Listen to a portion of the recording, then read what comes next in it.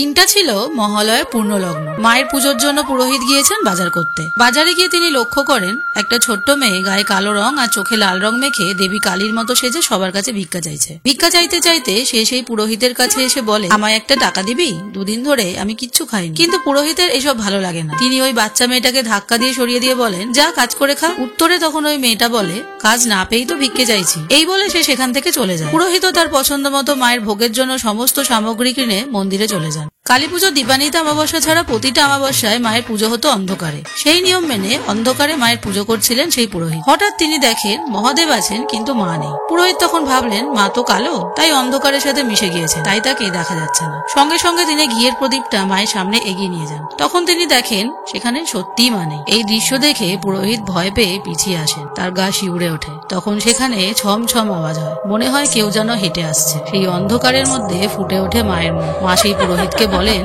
দে চাল কলা খেতে দে, দিবি না আমায়? মায়ের এই রূপ দেখে পুরোহিত অজ্ঞান হয়ে পড়ে যান। তিনি যেন শুনতে পান মা তাকে বলছেন, আমি শুধু বড় লোকের মা নই রে, আমি গরিবেরও মা। যদি কোনো ভক্ত এক মুঠো আতপ চাল আর একটা পাকা কলা আমার কাছে নিবেদন করে, আমার কাছে তার থেকে বড় আর কিচ্ছু নেই।